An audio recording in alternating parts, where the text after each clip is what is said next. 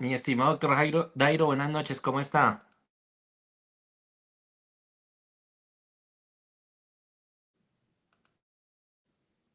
¿Me escucha? Sí, mi amor, tenía el micrófono apagado. Buenas noches, mi amor, ¿cómo está? ¿Cómo va todo? Bien, excelente, gracias a Dios. Pues bueno, muchas gracias, doctor Dairo, por hacer parte de este hermoso proyecto que ya es una realidad, que empieza a ser una realidad a partir de hoy, que es el programa de Cazando Sentencias.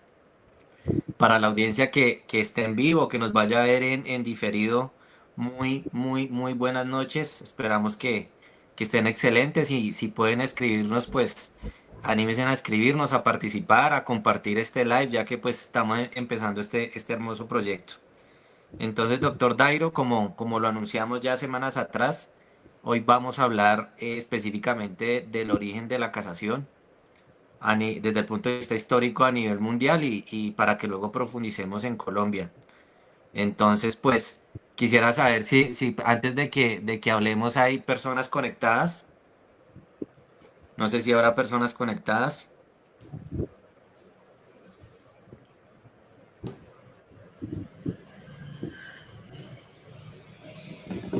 ¿Tú me se puede ver desde ahí? Yo no puedo ver. Sí, yo lo sino que estoy tratando de buscar acá en la página de Facebook la transmisión para compartirla, pero no la encuentro. No me aparece la transmisión en Facebook, no sé. Es que está desde innovación legal. Ah, ok. Ah, no está en la página de Cajado Sentencia, de razón. Pero es que, ok.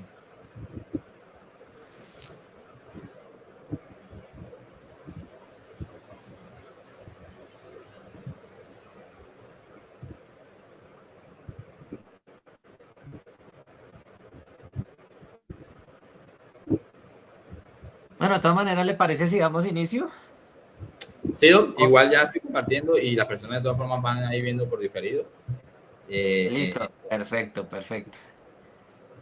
Bueno, Doc, este episodio, el origen de la casación a mí me recuerda en pregrado ya hace bastantes años, cuando vimos Derecho Constitucional General, no sé si usted recuerda, eh, ese episodio hermoso, pues para mí es hermoso, de la humanidad y fue la Revolución Francesa, que dio origen lo digo hermoso porque dio origen a la Declaración de los Derechos del Hombre y del Ciudadano en 1789.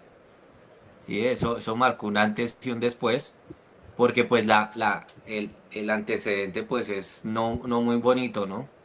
La verdad pues fue un episodio bastante oscuro donde los franceses estuvieron sometidos a una monarquía bastante, por decirlo así, bélica y abusiva.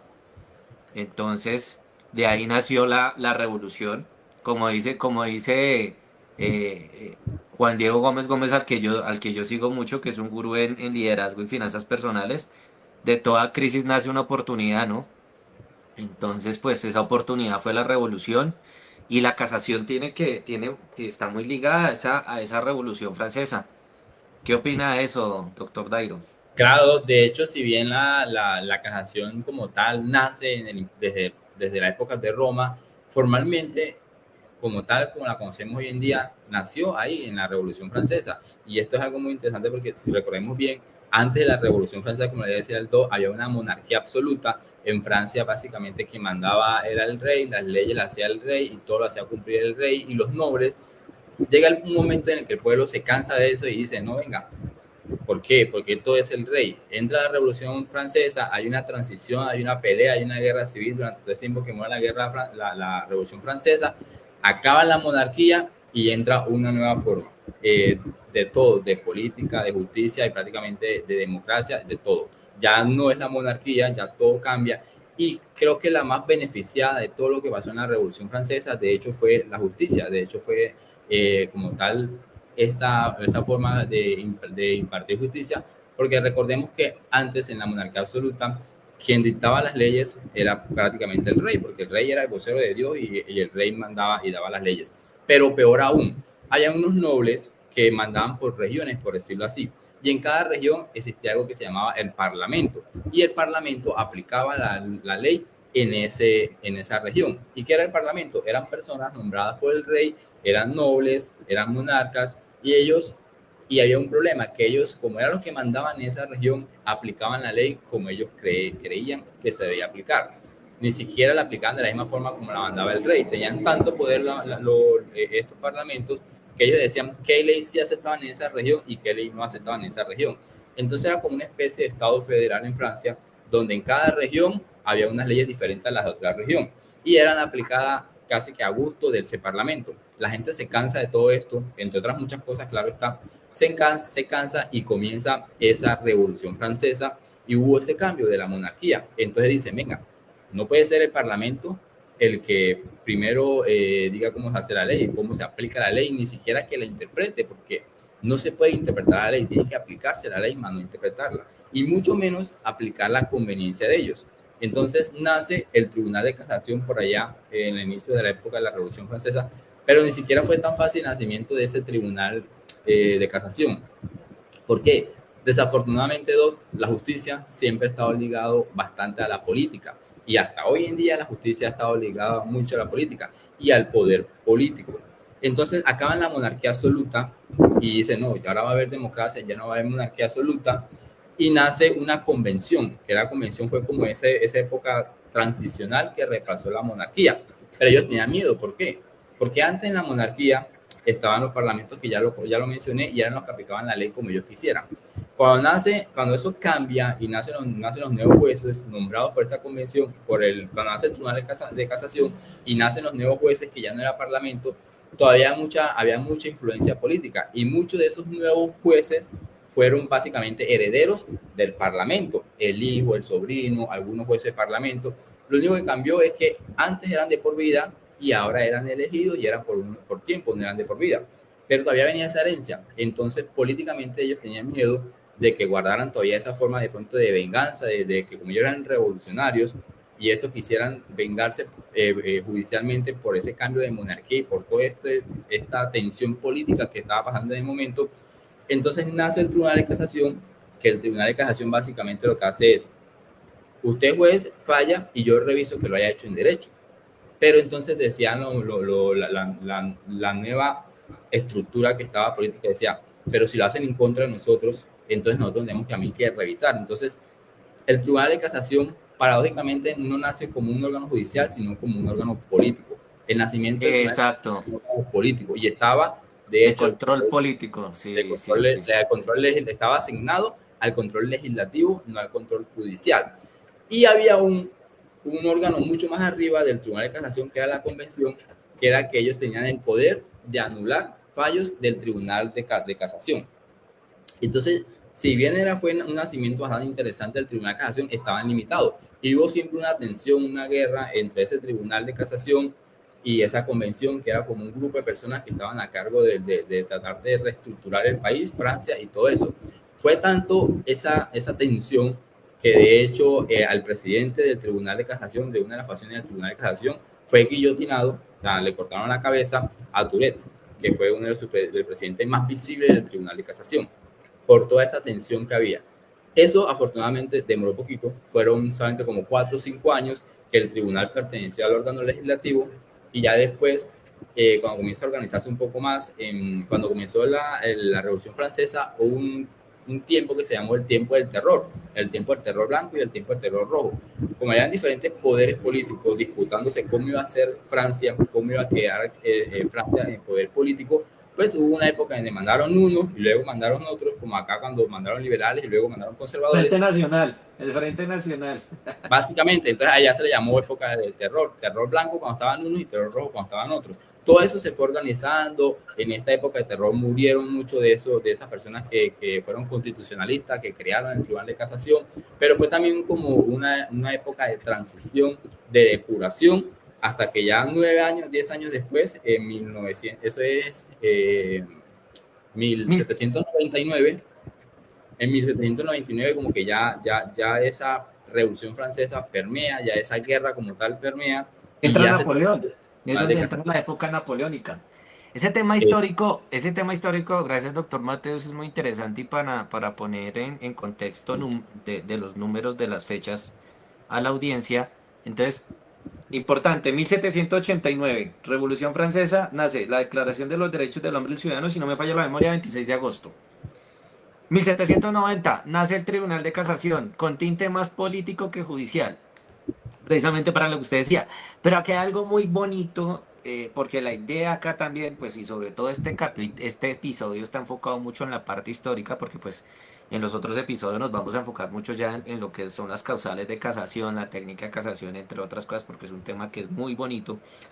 Viene algo muy importante, doctor Dairo, y es donde viene la importancia de la educación y de la filosofía, porque la gente empezó a escuchar en esa época, más que todo a escuchar, no tanto a leer, sino a escuchar filósofos importantes como Montesquieu, Juan Jacob Rousseau, Robespierre, entre otros. Pero quiero resaltar, bueno, está Rousseau, contrato social, pero en este caso considero yo, y aplica para la problemática hoy que vive Colombia, y es eh, la filosofía de Montesquieu, la división de los poderes, la división de los poderes, que está la rama ejecutiva, legislativa y judicial. Eh, ese contexto filosófico que estoy mencionando es lo que da origen a que la gente despierte, porque dentro de los dolores del pueblo francés, en esa época se hablaba de tres estados. El primer estado lo conformaba el estado clerical, que imagínense, lo conformaba el si no estoy mal, 0,5% o 1,5% de la población. Creo que el 0,5. El estado clerical, la iglesia. Esa época la iglesia católica tenía un poder absoluto. Luego venía el segundo estado, que era la nobleza, es decir, los reyes, los reyes y las reinas, sus príncipes. Si no estoy mal, entre esos dos estaba el 2%. Creo que 0,5 y 1,5. Y el tercer estado, doctor Dairo, es el 98% restante, artesanos, comerciantes, la burguesía, y la carga tributaria la tenían que soportar ese 98%. ¿Sí? Sumado a eso, hubo una mala praxis agrícola en esa época, y eso desencadenó en una hambruna. Y la gente, cuando tiene hambre, doctor Dairo, se desespera, y mire lo que sucedió. Y sumado a eso la injusticia social, ¿sí? Entonces por eso es que de ahí nace esa declaración tan bonita de los derechos del hombre y del ciudadano, que empezamos a hablar de libertad, de igualdad, de fraternidad, de que esos derechos son inalienables. Empezamos a hablar del derecho a la propiedad privada, ¿sí? Y a la libertad religiosa. O sea, yo le hago un llamado a los colegas, a los televidentes, que nos tomemos la tarea de leer esa declaración, que contiene 17 artículos, un preámbulo, porque esa es la génesis del derecho de nosotros hoy en día, porque nosotros tenemos, o sea, todo lo que aplicamos ahorita, inclusive la casación, viene de ahí, de esa Revolución Francesa. Entonces me parece algo muy bonito. ¿Y por qué digo que aplica hoy en día, doctor Dairo, sin el ánimo de que nos involucremos mucho en política? Pero de ahí viene la importancia de la división de los poderes, ¿sí? ¿Sí? Inclusive, mi gran maestro, el doctor Jairo Alberto Restrepo Izaza, me decía, es que no se puede hablar de poderes públicos, de administración pública, de las ramas. No sé por qué, es que el poder está en el pueblo. Y por primera vez en esa época se habló de la soberanía nacional. Y de ahí viene la importancia de la casación, porque es que la casación es como ese guardián de la ley, porque la ley es la expresión de esa soberanía nacional, porque el pueblo es el que le delega a unos congresistas para que esos congresistas creen unas leyes, y es lo que hoy en día se vive. Entonces, para mí, eh, el propósito de la casación es muy bonita, ¿sí? Ese propósito de salvaguardar la ley, de que los jueces no se extralimiten en la interpretación que usted hablaba de esos de esos qué, de esas cámaras, fue que usted me dijo el término parlamentos, de esos parlamentos, que se extralimiten en esa interpretación, que es lo que hoy en día sucede, ¿sí? Porque eso genera inseguridad jurídica. Y al haber inseguridad jurídica no hay justicia, ¿sí? Entonces ahí viene de los propósitos de la casación, esa unificación de la jurisprudencia, salvaguardar la ley, proteger la ley. Y en esa, para aclararle a la audiencia, ese tribunal de casación que hablaba el doctor Dairo en 1790 no fallaba, anulaba y ordenaba que reemplazaran la sentencia. De hecho, en Francia funciona la casación de esa forma. El tribunal de casación lo que hace es quebrar, de hecho, la etimología de la palabra casación viene ahí de quebrar el fallo como tal y lo que ordena es volver a hacer un nuevo fallo. En la época antes, en la Revolución Francesa, cuando nació el Tribunal de Casación, era otro tribunal el que verificaba el que tenía que rehacer ese fallo. Ahora funciona que nuevamente el mismo tribunal que emite el fallo, que el Tribunal de Casación ordena volverlo a hacer, lo hace el mismo. Y mire qué curioso que en Colombia funciona de forma igual y diferente a la vez. ¿Por qué? Porque en Colombia la Corte Suprema de Justicia hace las dos funciones. En algunos eventos la Corte casa la sentencia y ordena al tribunal rehacer nuevamente el fallo. Pero hay otros eventos donde el de la Corte Suprema de Justicia reemplaza el fallo y ella misma emite un fallo. En estos casos también cuando busca unificar jurisprudencia, por ejemplo. Entonces tiene esas dos funciones a diferencia de la Revolución Francesa, que solamente era anular el fallo y no podía crear un nuevo fallo. ¿Por qué? En Francia, para la época de la Revolución Francesa, eran muy herméticos con este tema de la interpretación de la norma. Y ellos decían, solamente el legislativo es el que puede interpretar la ley. Los jueces están para aplicar la ley. Ellos tienen una forma hermenéutica de aplicar la ley y la ley se aplica a rajatabla, por decirlo así, en la época de la Revolución Francesa. Entonces usted aplica la ley como dice la ley, usted no va a interpretar la ley. La ley la interpretan los legislativos. Por eso, al Tribunal de Casación en su momento le decía, usted interpreta la ley y si ve que el juez no interpretó bien la ley, usted anula el fallo y le ordena que lo vuelva a hacer. O sea, si no aplicó bien la ley, perdón. ¿Por qué? Porque no me puede interpretar la ley. Usted verifica, ¿el tribunal aplicó o no aplicó la ley? Sí, sí la aplicó, está bien el fallo. No la aplicó porque fue de una forma diferente, entonces anula el fallo, pero usted no puede entrar a interpretar la ley. No puede entrar a decir, no, pero es que la ley no dijo esto, no, sino que aquello, como si lo hacemos aquí en Colombia. Si ustedes no sé si han leído fallos donde de hecho se van incluso al proyecto de la ley y buscan el sentir de la norma. ¿Qué quiso decir ese proyecto de ley? ¿Qué buscan los congresistas cuando aprobaron esa ley? Se van al sentir de la norma e interpretan esa ley basada incluso en el sentir de la norma, que no está como tal en la norma, no está en los artículos, no aparece en ninguna parte de la ley, sino que fue ese propósito con el que se presentó al Congreso para que fuera aprobada esa ley. Entonces acá en Colombia, y de hecho también es una crítica que hacen algunos tratadistas y algunos doctrinantes, porque la Corte Constitucional y la Corte Suprema de Justicia interpretan mucha ley y a veces está esa pequeña línea delgada donde cuando están aplicando la ley, cuando la están interpretando y cuando están legislando. Ya han habido muchas sentencias muy polémicas donde dicen, mire, yo creo que aquí la Corte antes de interpretar lo que hizo fue legislar. Está legislando sobre algo que no existió. Y existe esa pequeña discusión porque en muchas ocasiones se ha dicho que la Corte ha legislado cosa que no es tarea de la Corte, sino tarea del Congreso. Esa discusión no se da mucho en Francia porque ya sí son muy tajantes con la norma, sobre todo en la Revolución Francesa, y en esa época no se permitía interpretar la ley, por lo tanto no se decía, no, que es que el tribunal está legislando, no, eran muy rajatabla en ese sentido. Entonces esa es bastante diferencia acá con Colombia, acá casi podemos ordenar al tribunal que haga nuevamente el fallo o el juez de la Corte Suprema de Justicia puede nuevamente reemplazar el fallo. Es que el decir de los franceses, doctor Dairo, de acuerdo a lo que usted dice, es que el juez es la voz de la ley. Es la voz de la ley. Pare de contar. Desde el punto de vista personal, ¿usted qué opina? Desde su opinión personal respecto a eso. ¿Es bueno que el juez solamente sea la voz de la ley o que sí pueda aplicar la hermenéutica jurídica? Que siempre le insisto a los colegas y estudiantes de Derecho, doctor Dairo, que es muy importante que seamos muy estudiosos con respecto a esa hermenéutica jurídica. Entonces, ¿usted se acuerda de...? Yo jurídicamente Hago la aclaración, jurídicamente soy muy progresista.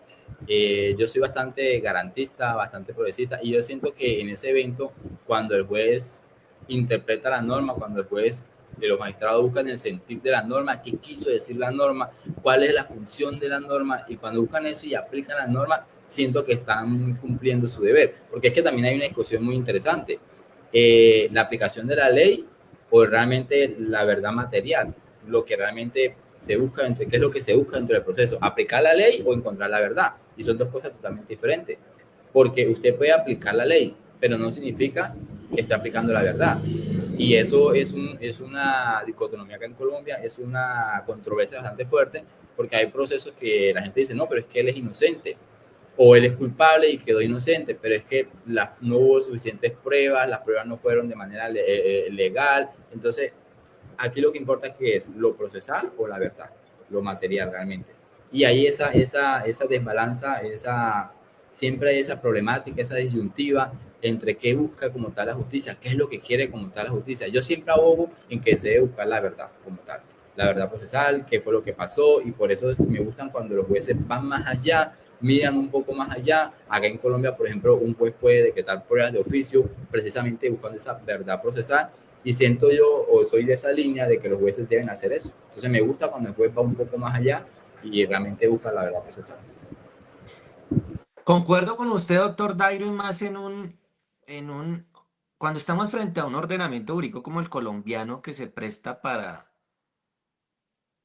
tantos vacíos. Sí, existen demasiados vacíos, contradicciones. eh, Estamos frente a una cantidad exorbitante de normas jurídicas que inclusive en áreas como el derecho tributario y el derecho urbanístico no se sabe cuál aplicar. Cuando nos íbamos a estudiar en introducción, si no recuerdo si era introducción al derecho civil personas, creo que introducción al derecho, lo de la irretroactividad, la retrospectividad, la ultraactividad de la ley. Sí, eso es tan importante tenerlo claro. Entonces, yo también me alineo con usted, doctor Dairo, en cuanto al tema de la interpretación, la prevalencia del derecho sustancial sobre el procesal y sobre todo ese deber del juez de encontrar la verdad.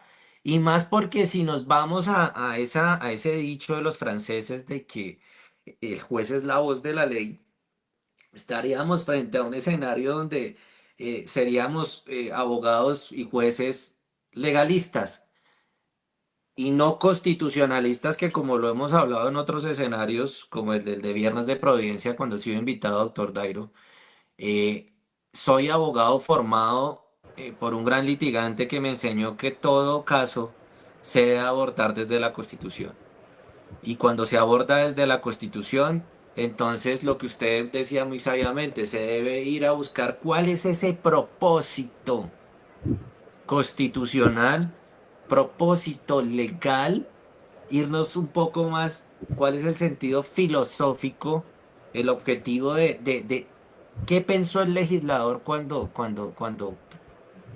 creó esa norma jurídica, cuando fue promulgada. ¿Sí? Cuando estaban en los debates. Eso es importante porque es que no se puede abordar simplemente una norma jurídica de una manera fría, por decirlo así, como si fuésemos robots, sino decir, oiga, es que la ley, la norma jurídica, es la expresión de la soberanía, de el poder del pueblo, que fue delegado a unos señores llamados congresistas que independientemente de que hagan bien o no su trabajo, pues están representando al pueblo. Y de ahí la importancia de lo que estamos hablando y de la connotación tan especial que tiene la casación. Entonces, sí, pues chévere que estamos de acuerdo, doctor Dairo, que sí se debe interpretar siempre y cuando se haga con un juicio de ponderación Claro.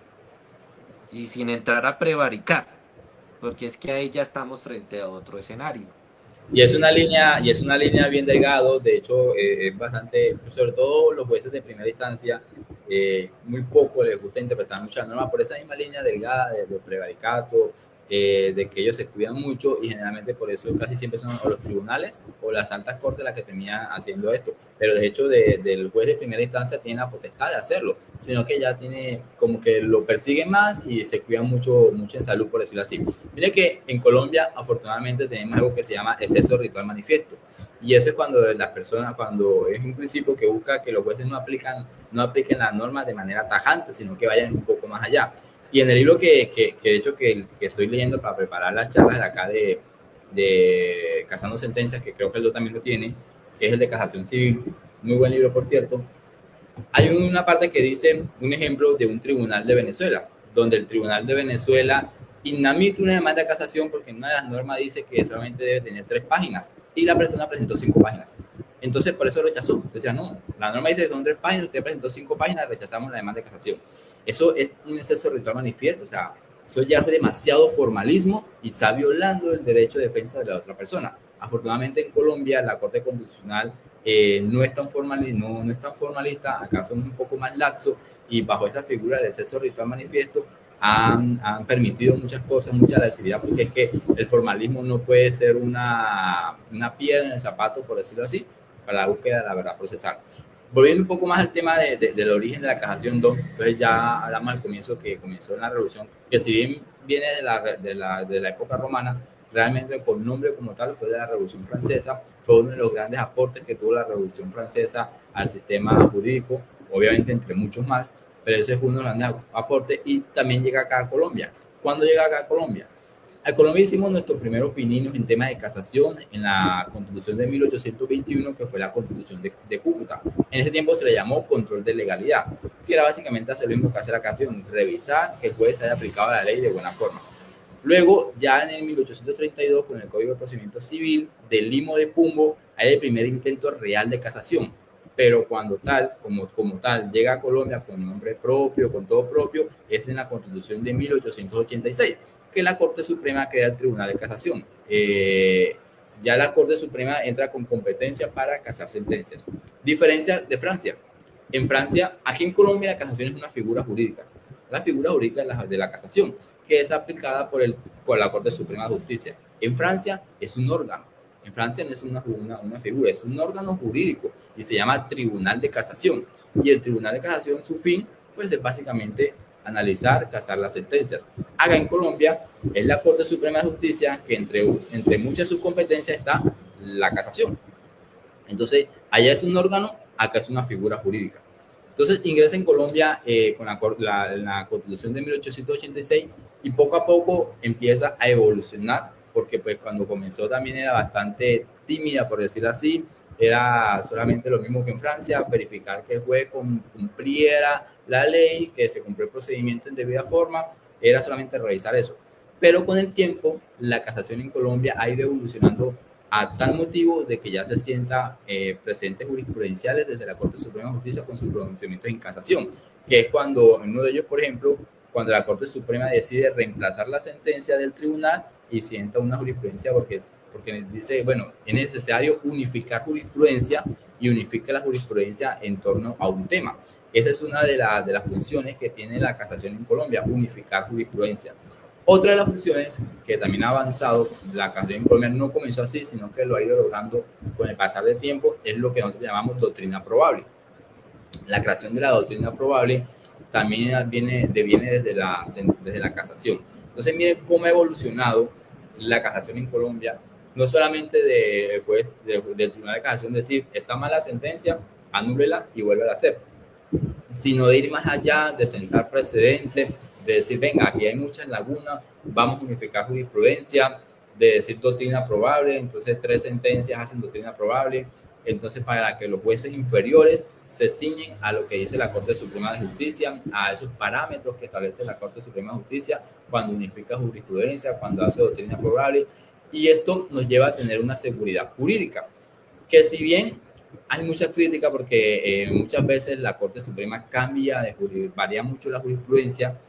Yo siento que al final eso es pues no tanto como un mito. Hay se me olvida el nombre de la figura.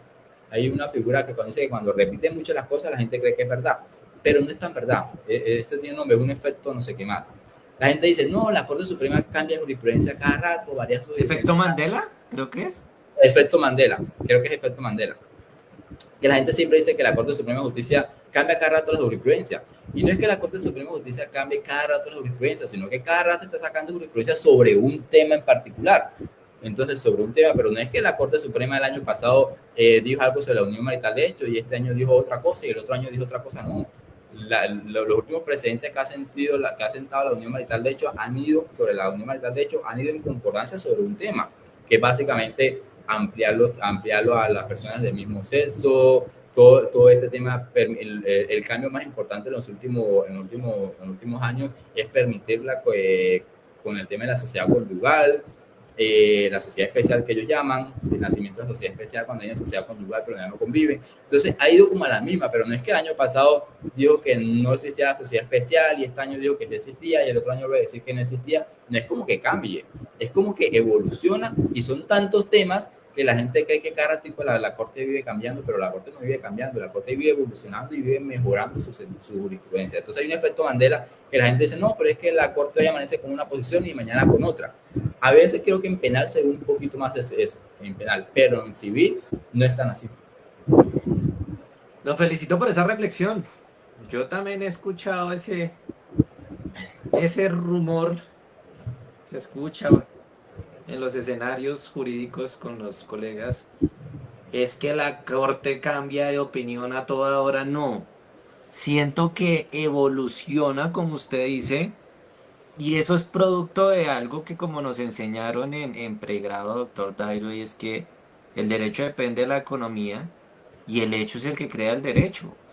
Entonces, así como la sociedad va en una constante evolución o involución, eso tiene, eso tiene un impacto en la jurisprudencia. Es que es como una fórmula matemática. Uno más uno, dos. Así de sencillo. Si el hecho crea el derecho, porque ¿qué es el derecho? Es un conjunto de normas jurídicas que regulan la conducta del ser humano en sociedad. Y si esas conductas van variando de acuerdo a esto, porque la tecnología influye mucho en esa evolución, en estos momentos históricos en los que nos encontramos, pues la jurisprudencia tiene que cambiar porque tiene que cambiar, no, tiene que evolucionar, me encanta lo que usted dijo, para poder regular jurídicamente esta nueva circunstancia. Hace 20 años, doctor Dairo, no existía esto, Claro. así, era en teclado. Y hace 30 años ni pensar de esto que estamos haciendo, ni que una red social, ni que usted está desde su dispositivo, yo el mío, que tenemos el mundo en las manos. Le voy a hacer una pregunta. De pronto me va a salir del tema. No es que me surgen preguntas interesantes. Claro, Es una pregunta muy interesante. Si no tiene la respuesta, nos comprometemos a crear un episodio que hablemos sobre el tema, porque sé que es interesante. Teniendo en cuenta que ya expusimos en este episodio el origen histórico de la casación, por qué se dio, cuál es el propósito, ¿sí? Salvaguardar la ley, ser el guardián de la ley, unificar la jurisprudencia, ¿sí? Entre otras cosas. ¿Qué sucedió con ese nuevo escenario después de que se dicta una sentencia en sede de casación y resulta que entablan una tutela por vía de hecho en contra de esa sentencia? de hecho, iba para allá, pero desde otro punto de vista. Para antes de contestarle su pregunta, quería también decir de pronto por qué nace ese efecto Mandela. Y ese efecto Mandela nace de ahí. Pero lo que pasa es que nosotros en Colombia, yo siempre lo he dicho, no tenemos una jurisdicción constitucional y deberíamos tener una jurisdicción constitucional. Como no tenemos una jurisdicción constitucional, tenemos jueces laboralistas fallando sobre algo civil, jueces civilistas fallando sobre algo penal, jueces penalistas fallando sobre algo civil. Entonces hay un criterio totalmente diferente cuando un laboralista falla, cuando un penalista falla. Porque, por ejemplo, pues, o los laboralistas tienden a ser un poquito más garantistas, los civilistas tienden a ser un poquito más restrictivos, y hay una disparidad de criterios. Y de ahí es donde nace ese mito de que la Corte Kártico cambie criterios. No es que la Corte Kártico cambie criterios, es que a veces, por ejemplo, cuando un laboralista falla una tutela en civil y da un criterio un poco más garantista. Y entonces viene la falla la Corte Suprema en su sala civil y da un criterio más restrictivo. Y ya que hay una disparidad de criterios. Pero eso, primero que todo, no se da todo el tiempo ni se dan todos los temas. Se da generalmente cuando necesita unificación de jurisprudencia. No existe una unificación de criterios, ni existe una, una doctrina probable. Entonces, cuando ya existe una doctrina probable o una unificación de jurisprudencia, entonces estas salas deben de allegarse a ese criterio jurisprudencial. Ya no pueden entrar a interpretar. Entonces, ese efecto Mandela, ese mito de que la Corte Carrático cambia su criterio, viene de ahí, de que entonces no hay unificación, hay una laguna en un tema y la Corte Suprema en sala casación, en sala civil dijo esto, pero en sala penal dijo esto otro. Claro que hay diferencia de criterio, porque el penalista no conoce de laboral y el laborista no conoce de civil. Pues tienen nociones básicas, obviamente, pero no es su especialidad. Y aquí viene un cambio de criterio y es precisamente por eso, por las acciones de tutela contra providencia judicial. Entonces, en Colombia siempre nos han dicho desde la universidad, no tenemos tercera instancia, solamente hay dos instancias y tenemos los recursos extraordinarios de revisión. Los recursos extraordinarios, perdón. Y uno se va y mira directamente a la práctica y en la práctica parecía que sí tuviésemos una tercera instancia. Porque si bien la sede de casación lo que hace es revisar como tal el proceder actual de la normatividad, del procedimiento, el que pues aplicó bien la ley, entonces nos vamos. Primera instancia, no estamos de acuerdo. Subimos a segunda instancia. Segunda instancia, no estamos de acuerdo. Subimos al recurso extraordinario de casación. Vamos a casación, no estamos de acuerdo. Entonces vamos a tutela contra providencia judicial. Entonces ya íbamos escalando, escalando, escalando. Y esa tutela contra providencia judicial, entonces, primera instancia, la negan, no estamos de acuerdo. Vamos a segunda instancia, tutela contra providencia judicial, tampoco estamos de acuerdo. Pasamos a revisión de la Corte Constitucional. Entonces, miren cuántos escenarios tenemos. Primera instancia, segunda instancia, casación, tutela en primera, tutela en segunda y revisión de la Corte Constitucional. 6 escenarios, pero en Colombia solamente tenemos 2 instancias. Entonces, siento yo que ese tema de la tutela contra providencia judicial hace parte del garantismo, y yo acabé de decir líneas atrás que era bastante progresista, pero en esta parte tengo mis restricciones, porque para eso tenemos la casación, y si no tenemos la casación porque pues sabemos que tiene que ser mis salarios mínimos y de pronto es un alcance para allá, tenemos tenemos el recurso extraordinario de revisión, y el recurso extraordinario de revisión cumple casi que lo mismo que la tutela contra provincia judicial, solo que el recurso de revisión es un poquito más restrictivo porque hay unos requisitos taxativos de la norma y se tiene que cumplir ese requisito taxativo. Bajo mi posición crítica, y yo siempre lo he dicho en estos espacios, yo siento que ese tema de la tutela contra provincia judicial se debería acabar y por el contrario, el recurso de revisión se debería ampliar. Es básicamente que el recurso de revisión subsumiera lo que hace la tutela contra provincia judicial y se aplicara en el recurso de revisión.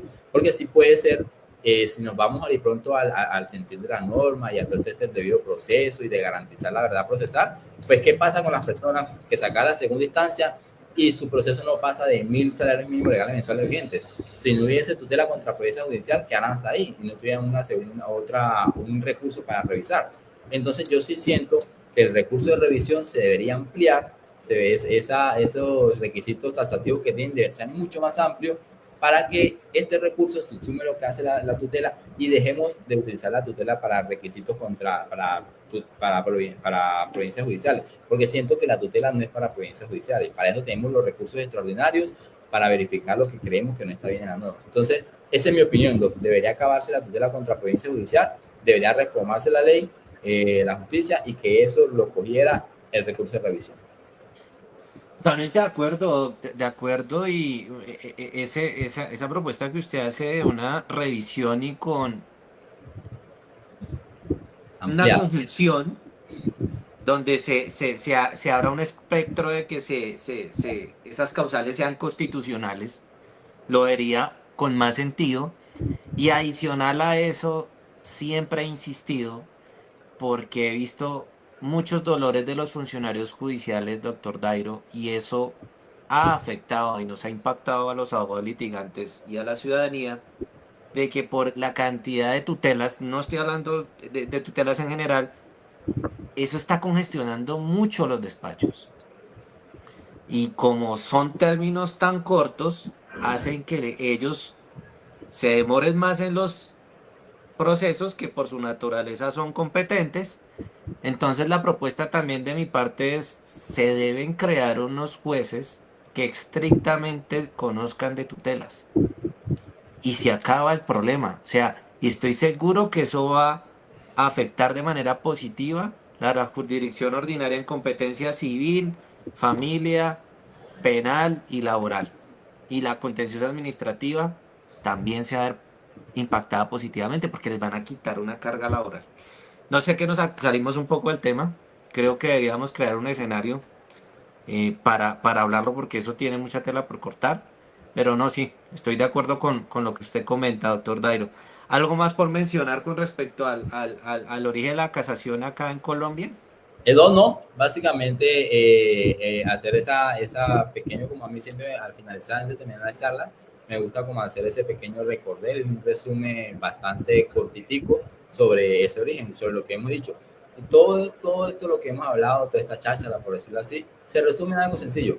La casación nace en la Revolución Francesa, nace en la Tribunal de Casación. El Tribunal de Casación lo que buscaba básicamente era anular esas sentencias de los tribunales, no buscaba reemplazarla, solo anularla y otro tribunal volvía a llevar la sentencia.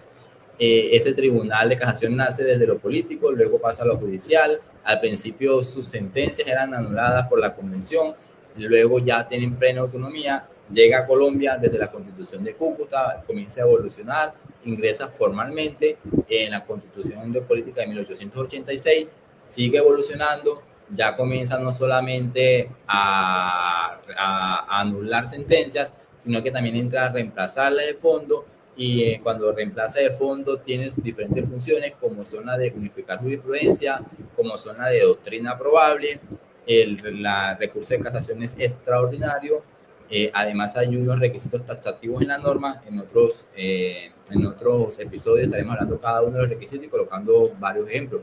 Y básicamente eso es como se origina la casación, cómo llega acá a Colombia, cómo ha ido evolucionando, y acá es totalmente diferente como en su momento cuando nació. Repito nuevamente, no solamente busca anular el fallo, sino que también en algunos casos excepcionales reemplaza el fallo.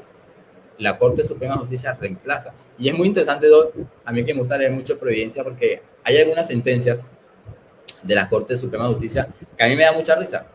Ahorita no recuerdo las palabras exactas, pero básicamente la Corte Suprema de Justicia dice, aunque no estemos de acuerdo con el criterio del juez, se hizo el procedimiento bien, se cumplió con la norma y no se casa la sentencia. Entonces uno dice, si la Corte dice que no está de acuerdo, pero dice que pues se hizo bien el procedimiento, o sea, ahí hay como... O sea, Incoherente, sí, es una incoherencia. contradictorio. No está de acuerdo, pero sí está de acuerdo. O sea, a mí eso me da mucha risa, pero la explicación va desde eso. De pronto, esa amplitud en la interpretación que tiene el magistrado de la Corte dice, bueno, él interpretó, quizás no de una forma como yo personalmente interpretaría, pero interpretó conforme a la norma, conforme a la ley, conforme al sentir, conforme a las pruebas, no violó las pruebas, no violó el procedimiento, tiene un criterio diferente al mío, pero yo lo respeto. Y no sé si eso me genera, no sé si estoy de acuerdo o no estoy de acuerdo con eso, porque pues por una parte uno dice, bueno, de pronto cuando el juez cuando la Corte Suprema lo hizo así, él lo estará mirando de una parte subjetiva y él dirá, yo subjetivamente no estoy de acuerdo con ese criterio, pero lo respeto porque es un criterio objetivo, porque cumplió con las normas y todo eso. Entonces uno dice, bueno, está respetando, no está anteponiendo su posición personal contra un fallo. Pero también digo, pero es que si el tribunal, la Corte Suprema está diciendo que respeta la decisión del juez aunque no la comparte, significa que algo no está bien. Entonces, tengo esa desbalanza entre no sé si estoy de acuerdo con lo que hace la Corte cuando dice eso o no estoy de acuerdo. En un próximo capítulo buscaré una sentencia para leer exactamente lo que dice y para que ustedes la lean y pues me dicen qué piensan sobre ese argumento de la Corte Suprema de Justicia. De entrada le digo que incoherente. Uno o es blanco o es negro, pero no un gris marrón. Total. Bueno, Doc, no, muchísimas gracias. Estuvo muy nutrido el episodio. Es chévere porque uno hace un repaso y entiende la importancia de la historia del derecho constitucional y paradójicamente uno se da cuenta que lamentablemente el que no conoce la historia está condenado a repetirla porque vi los dolores del pueblo francés Y qué tristeza que estoy viendo algo muy parecido hoy en día en el pueblo colombiano. Sí, no, es que desafortunadamente la justicia a lo largo de los años siempre ha sido impermeable por la parte política y siempre ha habido y eso que acá en Colombia, por ejemplo, tiende a ser un poquito bastante independiente la justicia, pero no nos vamos muy lejos, por ejemplo, en Estados Unidos, que ya hablaba con un amigo, que allá el presidente tiene poder absoluto para dar inmunidad a cualquier persona. Entonces, imagínense acá en Colombia un presidente con ese poder. Muy bárbaro. Entonces, afortunadamente, nosotros en Colombia el presidente no tiene ese poder, pero sí, la política siempre ha tratado de permear la justicia siempre ha tratado de resistir, en algunos eventos no hay que negarlo, se ha visto permeada por la política, desafortunadamente, pero yo sigo confiando en nuestra justicia y yo sé que en la mayoría de los casos la justicia nuestra vela por la Constitución, la justicia de nosotros respeta la Constitución, hay manzanas podridas como en todos lados, pero yo por lo menos personalmente sigo confiando en la justicia. Afortunadamente también es la ventaja de que tengamos primera instancia, segunda instancia, casación, tutela primera, tutela segunda, porque al final todos los órganos terminan realizando un proceso y de pronto hay hasta más garantía. Entonces, si esta juez acá dio algo contrario porque lo hizo de manera personal, el tribunal entonces no lo va a hacer, y si el tribunal también lo hizo contrario, entonces va a venir la Corte Suprema de Justicia, y si la Corte Suprema también lo hizo contrario, entonces va a venir la Corte Constitucional. Entonces va a ser muy difícil torcer a la justicia acá en Colombia, es muy, muy difícil porque hay muchos filtros y usted tendría que ser contra millonarios para darle plata a todos esos pocos jueces que ven un fallo. Entonces, por ese lado, también en parte es garantista, porque imagínese usted darle plata a 6 7 jueces, o sea, y a los cuerpos colegiados que son más de uno, es muy difícil. Entonces la gente dice, no, es que en Colombia se compra la justicia. Vaya, cómpreme a 20 jueces y que cada medida que van subiendo van pidiendo más plata. Usted para comprar un juez, un fallo judicial, malo se le da 2.000, 3.000 millones de pesos en todas las instancias. O sea, es muy difícil. Para mí también es otro efecto Mandela, eso de que en la justicia en Colombia es fácil comprar la justicia. Eso es cierto, doctor Dairo. Bueno, aprovecho para darle un saludo al doctor Duan Borges Díaz que nos escribió. Feliz noche, doctores. Si llega a estar conectado, pues no sé si por este medio pueden intervenir, creo que no, ¿cierto? No, No, solamente por el chat. solamente en comentarios. No, de todas formas, pues es el primer episodio. Invitar a las personas para que se sigan conectando los demás episodios. Vamos a estar cada 15 días, ¿todos quedamos? ¿Señor? Cada 15 días vamos a hacer el episodio. Sí, sí, señor. Cada Y 15 puede días ser día diferente, puede ser día puede ser diferente. en días diferentes, cada 15 días, cada 20 días, dependiendo. Y la idea es cada episodio ir adentrándonos más en la casación. Ahorita fue algo Exactamente. histórico, pero la idea es hablar sobre los requisitos, sobre que la técnica de casación, que es muy importante, y ir hablando sobre casación. Entonces, los invitamos para que estén pendientes de las redes sociales, de la página Casando Sentencia en Facebook, la pueden buscar y ahí vamos a estar informando. Listo, pues muchas gracias, doctor Dairo. Acá el doctor Duan nos escribió, acá estamos atentos. Gracias, doctor Duan. Lo recordaré mucho porque veo que es el primer televidente de nosotros. Para eso, para nosotros eso es muy valioso, como lo dice el doctor Dairo. Cada vez vamos a profundizar más en esta área del derecho, que es un universo por explorar, Hacerlo. y que muy pocos marineros nos atrevemos también a nadar en esas aguas. Entonces, doctor Dairo, muchísimas gracias por compartirnos su conocimiento, su merced. A mí me encanta esa forma que tiene de abordar cualquier tema, de cómo lo discutimos, lo socialicemos. Ojalá en alguno entremos en contienda para que esto se vuelva interesante. Pero por lo Claro. general, su merced y yo abordamos las cosas muy parecidas. Entonces tenemos un estilo muy parecido, pero bueno, un día estos de pronto me pongo de terco y lo contradigo a ver qué de ahí qué sale. Dubán dice que se quedó el GMH. Muchas gracias, Dubán, por siempre estar pendiente de lo que hacemos y estar ahí confiando en nosotros y en todo lo que hacemos. En todas las locuras que se nos ocurren. Excelente. Listo, doctor Dairo, buenas noches. Doctor Duban, buenas noches a todos. Por favor, los que puedan compartir este video nos apoyarían muchísimo, y muchísimas gracias también detrás de bambalinas a Laura Leguizamo, que nos ha apoyado mucho con este excelente canal. Entonces, doctor Dairo, nos veremos en una próxima ocasión y les deseo una excelente noche. Listo, amigo. Bendiciones, chao.